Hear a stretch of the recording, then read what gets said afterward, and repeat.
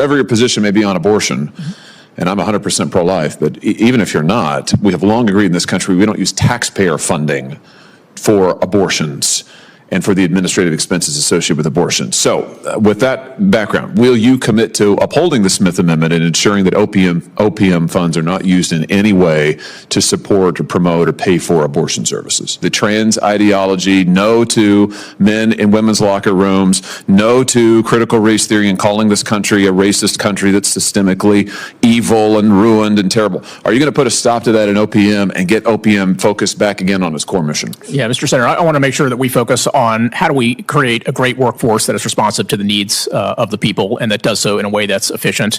As you well know, of course, the president has already issued executive orders with respect to the DEI departments in government, and we will fully comply with those. Fantastic. You'll vigorously enforce those, I would assume, Mr. Yes, Cooper. Senator. Yes, very good.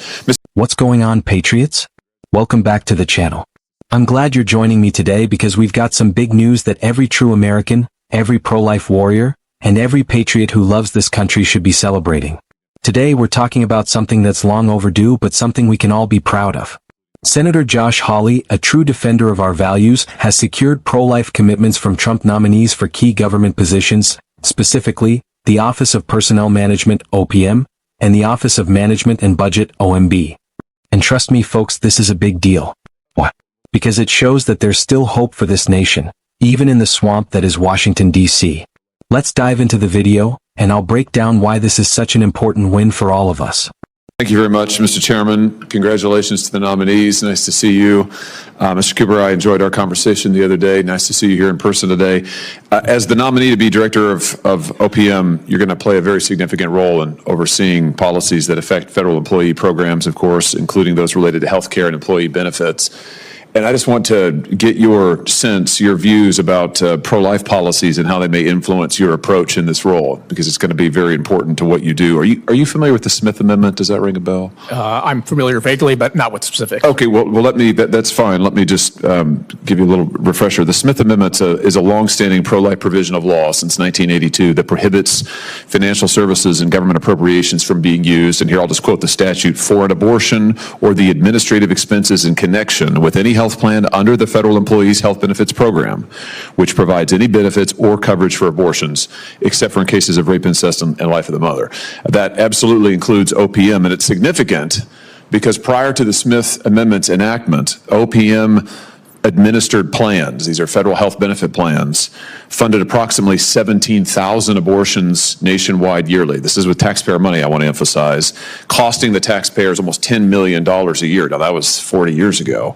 So the Smith Amendment has been in effect since that time. It enacts and represents this bedrock commitment that we have that we don't use, whatever your position may be on abortion, and I'm 100% pro-life, but even if you're not, we have long agreed in this country we don't use taxpayer funding for abortions and for the administrative expenses associated with abortion. So with that background, will you commit to upholding the Smith Amendment and ensuring that OPM funds are not used in any way to support or promote or pay for abortion services? Yes, Mr. Senator, look, if I have the opportunity to serve at OPM, I'm going to follow all of the laws and regulations, including the Smith Amendment, as you described. So good. Anything that is appropriate under the legal framework, I can assure you will follow. Good, fantastic. Your predecessor in this role used her post to promote with a vengeance, if I might say, critical race theory, intersectionality, DEI. I mean, let me just hit a few of the highlights. This is Karen Ahuja. While she was chief of staff for OPM during the Obama administration, she praised civil unrest in the United States, praised it as a means of finally coming to terms with our racist history as a country. While she was OPM director, she published the government-wide strategic plan to advance DEI and accessibility, diversity, equity, inclusion, and accessibility in the federal workforce. She created the Chief Diversity Officers Network Council. She issued guidance on gender identity, directing agencies to set internal policies and procedures on how to handle transitions, gender transitions that is, and how to support transitioning employees. That's a quote. She banned agencies from assessing salary histories before hiring because it could exacerbate pre-existing inequality. So let me just ask you, are you going to unwind all of that nonsense that the American people got a good hard look at in November, I might add, and said an emphatic no to the trans ideology, no to men in women's locker rooms, no to critical race theory and calling this country a racist country that's systemically evil and ruined and terrible. Are you going to put a stop to that in OPM and get OPM focused back again on its core mission? Yeah, Mr. Senator, I want to make sure that we focus on how do we create a great workforce that is responsive to the needs of the people and that does so in a way that's efficient. As you well know, of course, the president has already issued executive orders with respect to the DEI departments in government, and we will fully comply with those. Fantastic. You'll vigorously enforce those, I would assume, Mr. Yes, Cooper. Senator. Yes, very good. Mr. Ueland, it's nice to see you again, and I've enjoyed working with you over the years. Congratulations on this nomination. Thanks for being willing to do it. And the committee has just a tremendous letter in your support from the Susan B. Anthony list and the National Right to Life Committee, talking about your longstanding commitment to the pro-life cause, to the basic principle that every child born in this country deserves to be treated with equality and fairness, welcomed and protected. And it's a tremendous letter. It's great to see a member of the administration get this kind of support from the pro-life community. If this has not already been entered into the record, Mr. Chairman, I'd ask unanimous consent to do so. Without objection. Mr. Ueland, let me just, in the remaining moments here, let me just give you an opportunity to talk about what your priorities will be. And let me say, again, congratulations to you on this nomination. Go ahead. Thank you very much, Senator. I really appreciate that. Very quickly, obviously, to serve with honor and dignity and effectuate the president's agenda. In terms of the DDM specifically, make sure that what we're doing to protect our cybersecurity, the information of taxpayers and employees is advocated and ensured. See what we can do with newer technology and ways to help downsize, rescope, and reorient the federal government as the president has directed, and ultimately serve at the pleasure of the director and the deputy director for any other duties that might be assigned to me. Very good. Congratulations to you both. Thank you, Mr. Chairman. All right off the bat, I've got to say, Senator Hawley is doing exactly what we need him to do. This man is standing up for life, and he's doing it in a way that's unapologetic and direct. Let's talk about the Smith Amendment for a second. If you don't know what that is, it's one of the most important pieces of pro-life legislation passed in 1982. The Smith Amendment ensures that your taxpayer dollars aren't being used to fund abortions. Period. And why is that important? Because we all know that for years, the left has tried to push abortion on demand, no matter the cost to taxpayers. They want to turn the government into an abortion machine, using our hard-earned money to fund abortions that many of us find morally reprehensible. And look at what Senator Hawley is doing here. He's holding Mr. Cooper accountable and asking the tough questions. This is how it should be. No more political correctness. No more walking on eggshells. We're talking about the sanctity of life here, folks. The idea that the government should not be using your money to fund something as morally controversial as abortion is fundamental to everything we stand for as a pro-life movement. And let's be clear, Hawley is a staunch pro-life advocate, and he's making sure that if Cooper gets into the OPM director role, he's going to follow the law, the Smith Amendment law, and ensure no taxpayer funds go toward abortions. That's exactly what we need.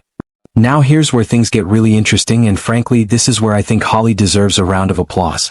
He's not just talking about upholding the Smith Amendment, he's also calling out the radical left's agenda that's been pushed in our federal government. Remember, folks, this is the same administration that pushed critical race theory, gender identity ideology, and DI nonsense into our federal workforce. We saw it firsthand during the Obama administration, and it's continued under Biden. And guess what? The American people have had enough.